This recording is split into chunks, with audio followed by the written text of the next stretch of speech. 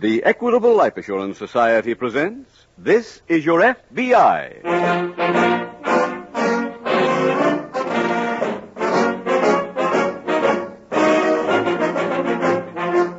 This is Your FBI, the official broadcast from the files of the Federal Bureau of Investigation.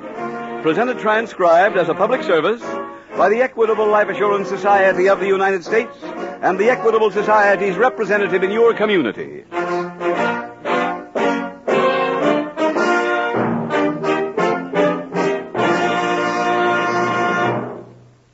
In these times of increasing prices, it is good to know that there is one great stable value which does not change. It's life insurance.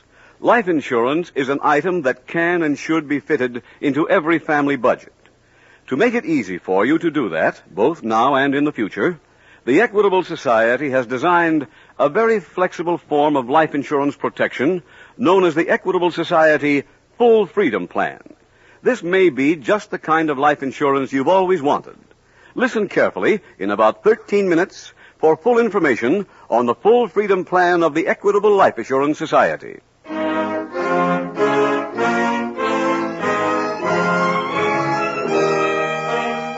Tonight, the subject of our FBI file, grand larceny. Its title, The Skyway Man.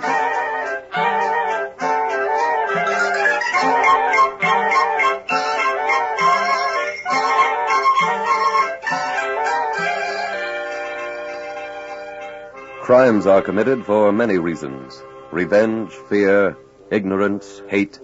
But the greatest number are caused by greed. The dictionary defines greed as acquisitive desire beyond reason. But that definition does not explain why certain people are possessed by that unreasonable appetite.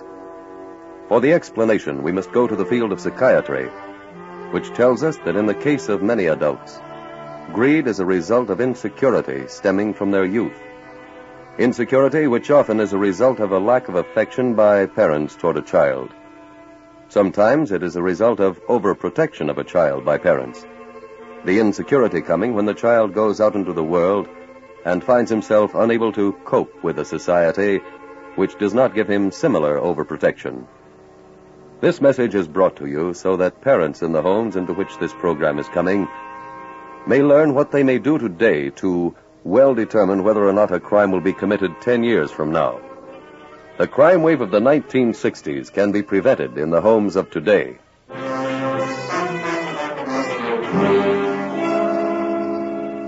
Tonight's FBI file opens on the midway of a county fair. It is early afternoon as a well-dressed man approaches one of the midway games of chess. Come on, anybody, you there, mister. Come on up to the counter. No, I don't want to play cards with you. Never gambled in my life, but I'll tell you what I'm going to do. I'm going to show you an amazing deck of cards. Come up a little closer, mister. That's it, right up to the counter. Now, let's say you've been losing to some rascal. You want to get even. That's human. That's natural. You bet this rascal $1 you can pick out the 4 aces without looking. You let him examine the cards. You let him shuffle them. Now, go ahead, mister. You shuffle them. Now, you leave the deck right where it is. That's it. You press down here, turn the deck this way, and the 4 aces come sliding out. Now, I could charge you $50 for this deck. I could charge you any price. But I don't want to be a millionaire. That's why I'm selling them cheap. $2. That's all it costs. And Hey, mister, come back. Now, where did you come from? Well, son, if you hadn't been driving that customer away, you'd have seen me. Yeah, I thought that'd be my first sale today. Do you have a report for me? Yeah. We're not doing a job here. No? Why not? Just tell me, where do they keep the money? The manager's got a safe in his office. If it's in his safe, the money's as good as trickling through our fingers. No, it ain't. I presume there's a reason for your pessimism. Remember how you came into the fairgrounds? Certainly I do. Of course. That's the only gate, and the road from town is the only road. There's no getaway. Ah, there must be. Do you feel like gambling? Well, if the proposition is attractive. 10 to 1, you can't figure one out. Yeah, well, I'll just risk $5. You got 50 to your 5. Splendid. Now you go back to amusing the populace with your mediocre pitch. I'll survey the premises.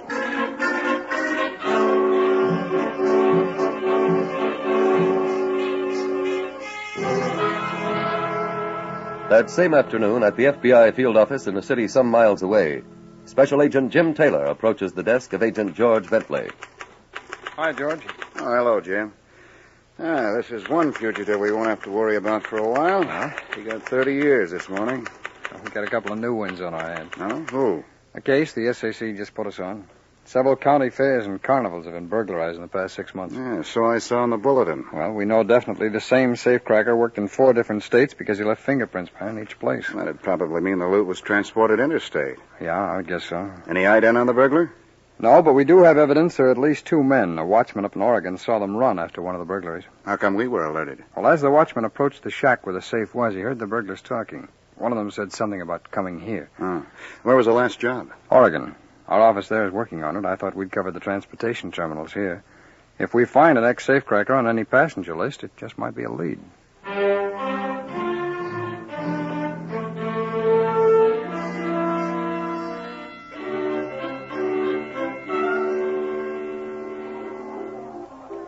Hi, Betty. Hi, Chuck. You done your jump? Just now. Pretty soft. 1 jump and through for the day. Maybe through for good. You retiring? Might have to. Come on, walk me over to the office. What's playing there? Andy wrote to some carnies down south. That where you're going?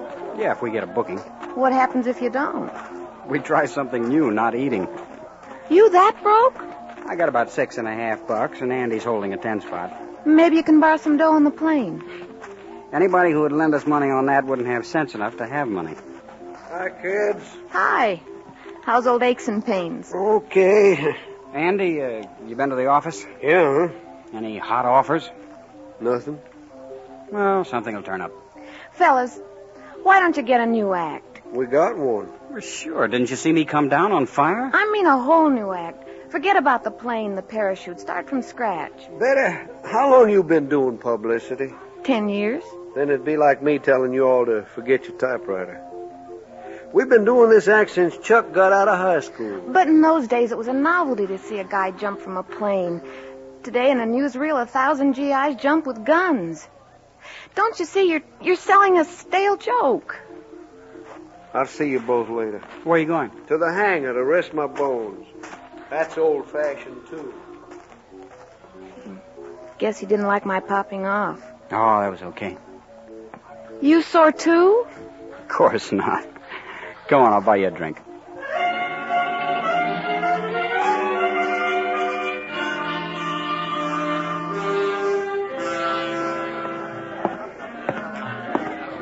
Well, hello there. Greetings, Roy. Oh, hi, Al. Sit down. Thanks. Well, Been over the whole layout already? yeah.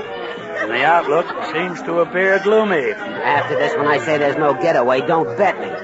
Here, I ordered this drink for you. Oh, thank you, son. Thank you. Good luck.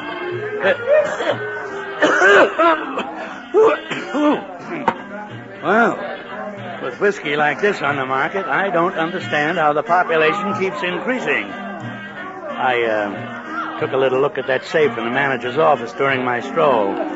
I can open it with this piece of lemon peel. Why eat your heart? Say, how can they get that drunk on this kind of whiskey? He ain't loaded. He ain't. You mean he acts like that all the time? Yeah, he's the guy who jumps from the plane. The plane? Whose plane? Oh, an old job him and his partner own. Oh, what's that young man's name? Chuck White. And the lady with him? Betty Kimball. She's a press agent for the show. Oh, she appears to be leaving. Hey, I thought you said dames and business don't mix. I am not interested in the young lady, but I have a notion about Mr. White.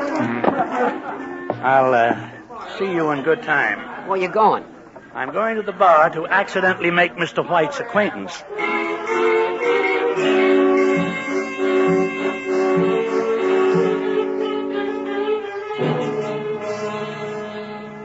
Tracking down suspects is never an easy job, and this case proved to be no exception.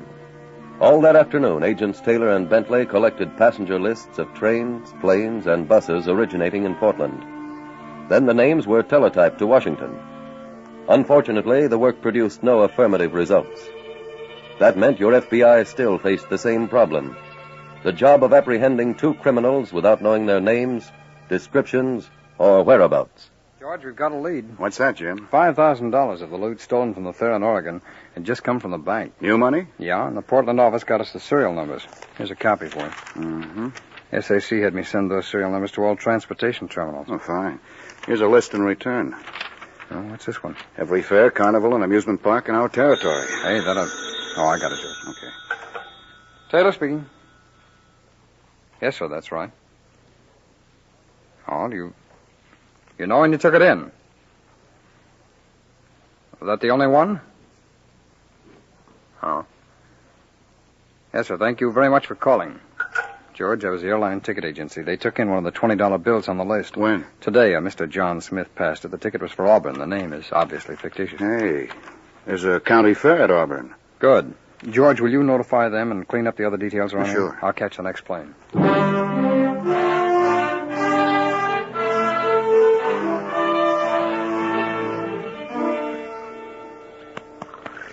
Andy. Andy. Up and at 'em. Come on. Kind of pain in the back of my neck. Wait till you hear the news. I was at the saloon on the Midway, and I ran into somebody named Mr. Williams at the bar. Yeah? He'll pay us $300 to take him to Lake City.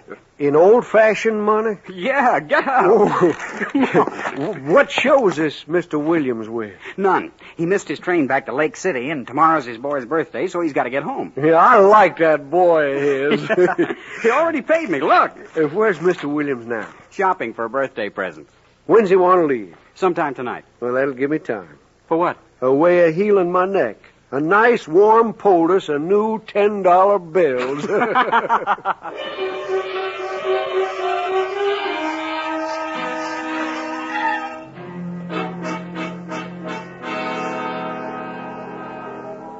All right, you riffle the cards this way, and everyone's the 8 of diamonds. You say that's not a trick? Okay, try this one. Hit that rascal $1, you can cut the deck 10 times and always cut an ace. You say it can't be done? Well, just watch the deck. I'll be glad to. Oh, hi. Son, did it ever occur to you that the lack of customers could be due to a poor product? These rubes wouldn't pay a deuce for a key to Fort Knox. I came to bid you a fond farewell. The fair don't close for an hour yet. I am acquainted with the schedule, but my plane is waiting. I'll meet you at my apartment. What about the job?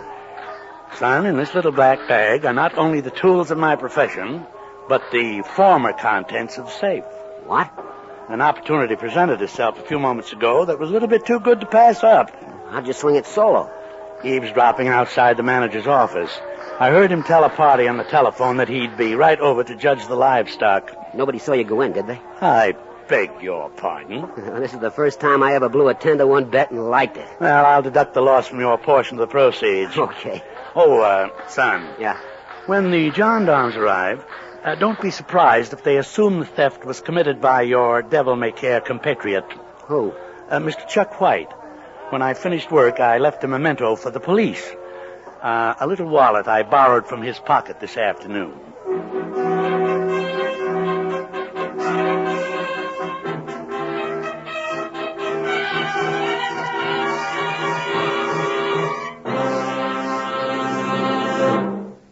We will return shortly to tonight's case from the official files of the FBI. Now the time has come to consider briefly the famous full freedom plan of the Equitable Life Assurance Society. A plan that may give you an entirely new conception of what life insurance can accomplish for you. The Equitable Society Full Freedom Plan is different. Different because it gives you far greater freedom than most policies you're now familiar with. First, freedom from worry.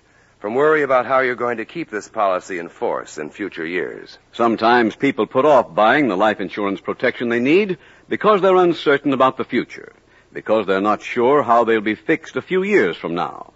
The Equitable Society Full Freedom Plan is the answer to that problem. It gives you immediate protection plus a 5-year make-up-your-mind period. You get insurance that you can afford now with the privilege of waiting until 1957 before you decide just what form the policy will finally take. That's the second freedom of the plan. 5 years from now, the Equitable Life Assurance Society gives you full freedom of choice. By 1957, you'll know whether you want to start an education fund for your children, retirement income for yourself, or take advantage of any one of a number of other desirable Equitable Society plans. Or if you need to tighten your belt and reduce expense, the Full Freedom Plan permits you to do that, too. The premium can be reduced by about 1/3, yet you still have the same face amount of protection. In short, an Equitable Full Freedom Plan can adapt itself to practically any insurance need that arises. Also, you have plenty of time to make up your mind. And during that entire period, you have the peace of mind that comes from knowing that your loved ones have the life insurance protection they need. That's the best freedom of all, of an Equitable Full Freedom Plan. Freedom from worry about what might happen to your family if the breadwinner should die. Learn the good news on the cost of an Equitable Full Freedom Plan.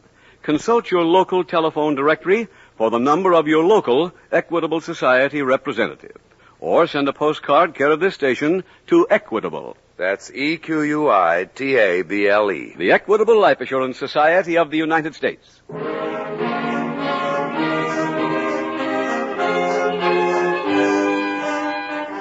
And now back to the FBI file, The Skyway Man.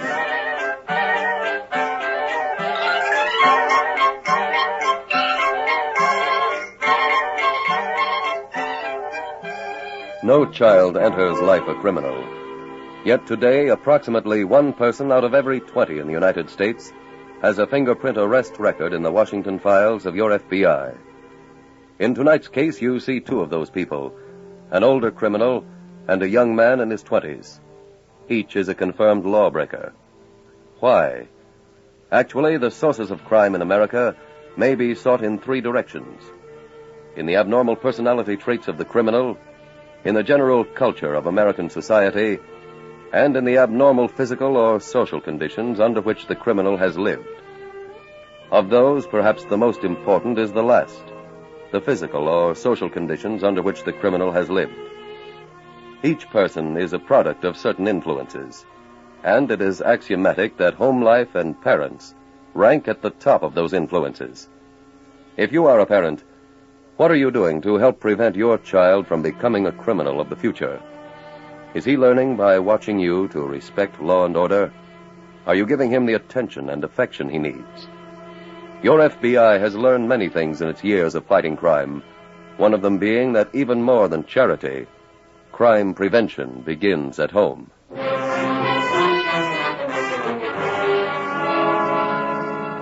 Tonight's FBI file continues later that night at the county fairgrounds.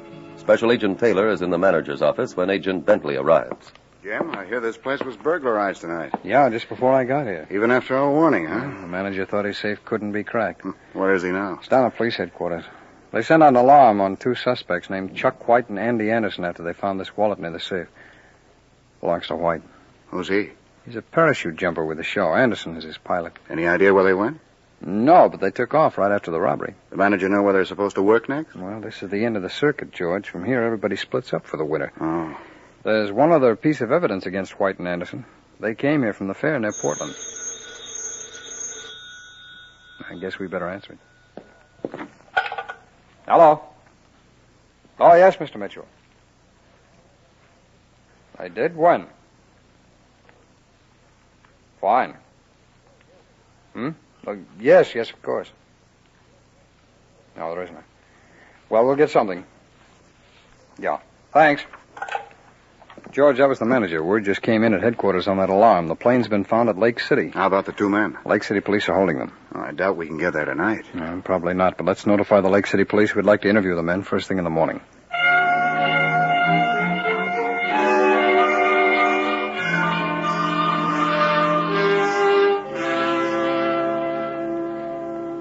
Now, Mr. White, you claim you have no idea how your wallet got into the manager's office, huh? That's right. When do you last remember having it? I don't know. Wallets are for keeping money in, so I didn't get to use it a lot. Seems like y'all ought to know me and Chuck ain't crooks. Mr. Anderson, White's wallet was found in the safe after the burglary. You both took off from the fair immediately after that safe was cracked. You both had money that was stolen last week at a fair in Oregon, and you both worked at that fair. But we told you we got that money from Mr. Williams. Yeah, ask him. We're trying to. Oh, hi, George. Find anything? No. We've checked every Williams in the phone book and on the voting records. Today's his boy's birthday. And that didn't help. Neither did that description you gave. You men know anybody who can prove there is such a man? No, I'm afraid not. We saw him and spoke to him. Don't that prove he's real? Well, I'm sorry, gentlemen. I'm afraid the evidence against you is pretty strong.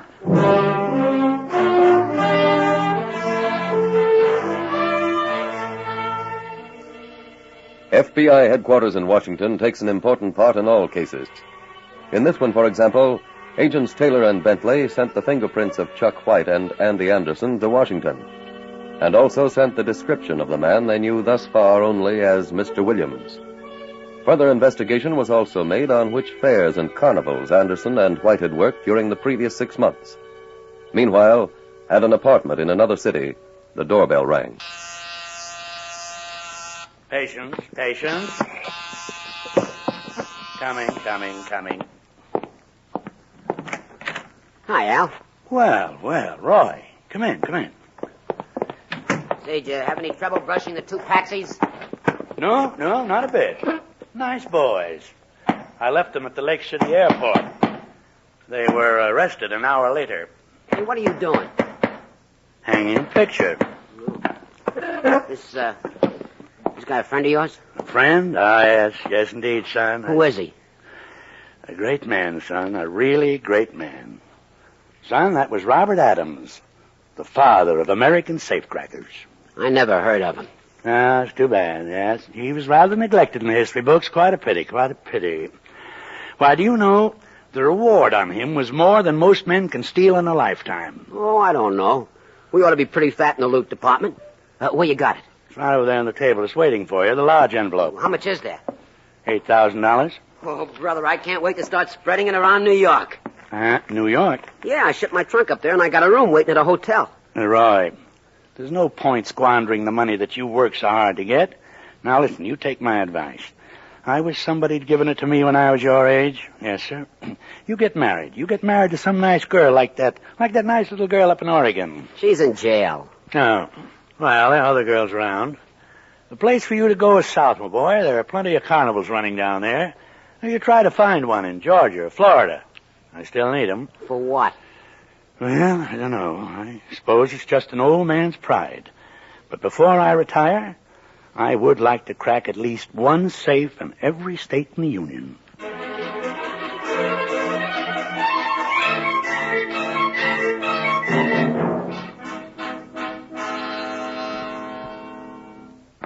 George, we got some reports from Washington. Neither White nor Anderson has a criminal record. Anything back on that Mr. Williams? Yes, there is a safecracker with that name who answers the general description. They wire photoed his picture for us. Oh, that it? Yeah, here, take a look at it. Mm-hmm. Are you the FBI men? Yes, that's right, ma'am. The policeman at the desk said to see you. About what? Chuck White and Andy Anderson. I'm Betty Kimball. Oh, I'm Agent Bentley, and this is Agent Taylor. How do you Kimball. do? You know anything about the burglary? Just that they didn't do it. Are you related to White or Anderson? No.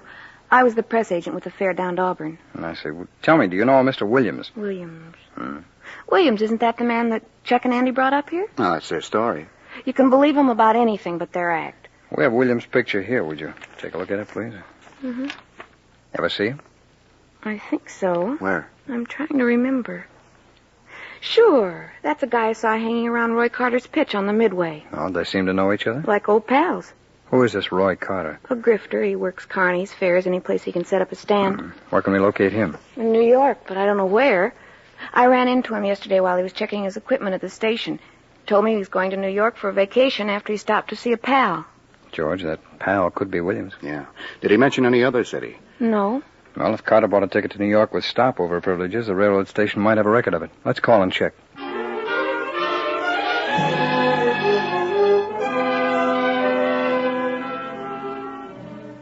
George, the railroad says Carter's ticket allowed for a stop at Oakville. Oakville? Al Williams was arrested there last year. Oh? And Washington sent this teletype. Those unidentified prints on the 4 safes are Williams. Well, then he probably did this last job, too. Yep. And they also learned that Roy Carter operated concessions at all the fairs and carnivals where the robberies were reported. Well, that ties them both in. Come on, we're going to Oakville. Never mind those phone books, George. Why? I found the cab driver who picked Carter up. Hey! And he remembers where he took him. Oh, where's that? An apartment house at 73 Allen Street. Let's get over there.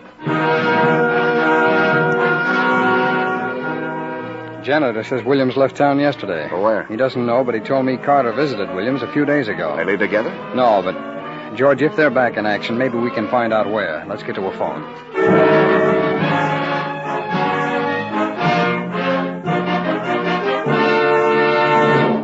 All right, folks, you want to fool your friends. You want to get even with some rascal. Now, here's the way. Watch carefully. Just a minute, Roy. Where have you been? No place. I was here at 3 this afternoon, again at 6. The stand was closed both times. Oh, I met a girl. Girl? Who is she? Oh, local girl. Her mother's got a farm near here where guys in the lamb hide out. Oh, sounds like you're getting into a wonderful family. Hey, show for me. Here come a couple of customers. All right, folks, here's the magic deck. You always get an ace. See, here you are, mister. You shuffle. We didn't come here for that, Carter. We came for you. Huh? You too, Williams. I beg your pardon. Do we know each other? We're special agents of the FBI. These are warrants for your arrest.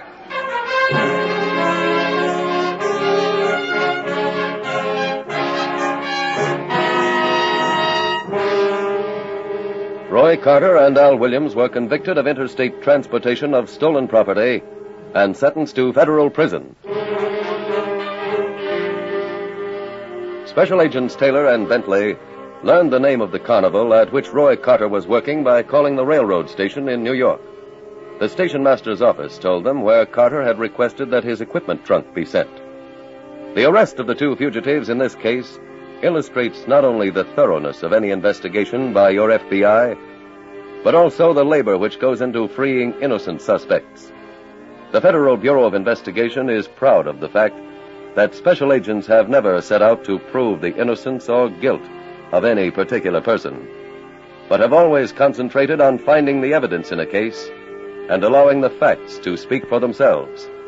For only in that way can justice be served. And justice is the sole interest of your FBI.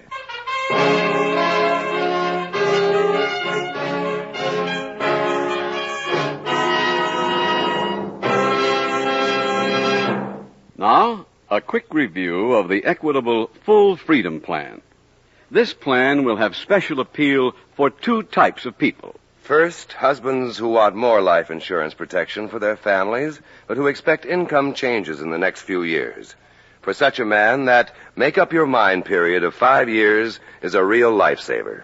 This plan also is made to order for people who, in these uncertain times, are not sure just what their life insurance needs will be in a few years. In this plan, you postpone the decision while still reserving full freedom of choice for yourself. Consult your local telephone directory for the number of your local Equitable Society representative.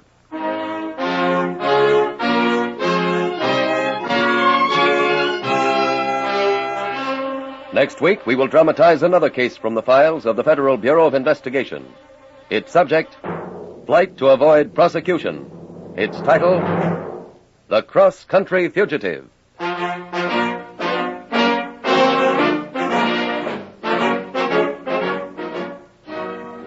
The incidents used in tonight's Equitable Life Assurance Society's broadcast are adapted from the files of the Federal Bureau of Investigation.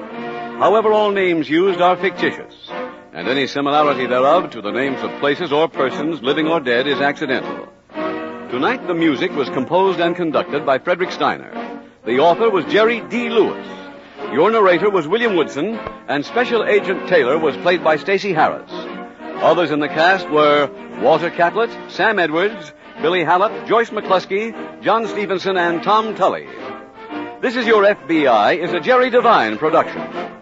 This is Larry Keating speaking for the Equitable Life Assurance Society of the United States and the Equitable Society's representative in your community, and inviting you to tune in again next week at this same time when the Equitable Life Assurance Society will bring you another thrilling transcribed story from the files of the Federal Bureau of Investigation.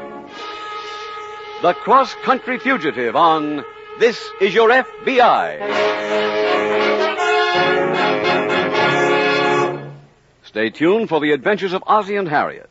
There's fun for the whole family when Ozzie and Harriet come your way next. This program came to you from Hollywood.